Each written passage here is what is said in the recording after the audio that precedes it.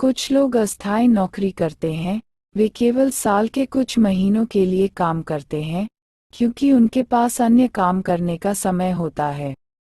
क्या फायदे नुकसान से ज्यादा हैं? हाल के वर्षों में लोगों के लिए अस्थायी नौकरी करना बहुत आम हो गया है ताकि वे अपने शौक और अन्य गतिविधियों पर समय बिता सकें। जबकि मैं मानता हूं कि अस्थायी नौकरियों के कुछ नुकसान हैं, उनके लाभ निश्चित रूप से कमियों से अधिक है।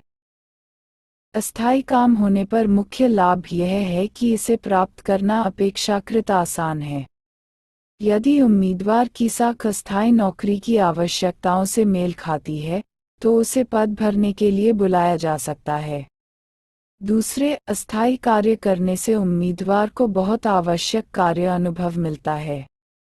अधिकांश कंपनियों को 2 से 3 साल के अनुभव की आवश्यकता होती है, जो हाल के स्नातकों को नुकसान में डालता है। अस्थायी काम करने का एक अन्य लाभ यह है कि यदि कंपनी के भीतर कोई रिक्ति उपलब्ध हो जाती है, तो कोई भी आवेदन कर सकता है, और संभावना है कि उसे पूर्णकालिक आधार पर कंपनी के साथ रहने के लिए कहा जा सकता है।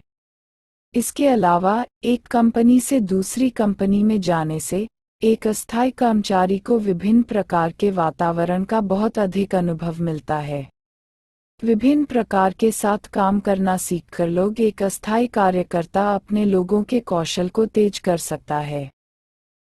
दूसरी ओर अस्थायी नौकरियों की कुछ कमियां हैं।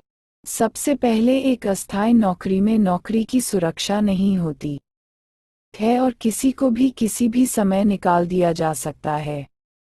दूसरा, नियमित पूर्णकालिक कर्मचारियों को मिलने वाले भत्ते और लाभ भी नहीं मिलते हैं। उदाहरण के लिए, पूर्णकालिक कर्मचारियों को स्वास्थ्य बीमा, सवैतनिक अवकाश, सेवानिवृत्ति योजना मिलती है, जो अस्थायी कर्मचारियों को नहीं मिलती है। इसके अलावा कई अस्थायी कर्मचारी अलग-थलग महसूस करते हैं और अन्य कर्मचारियों द्वारा उनका सम्मान नहीं किया जाता है।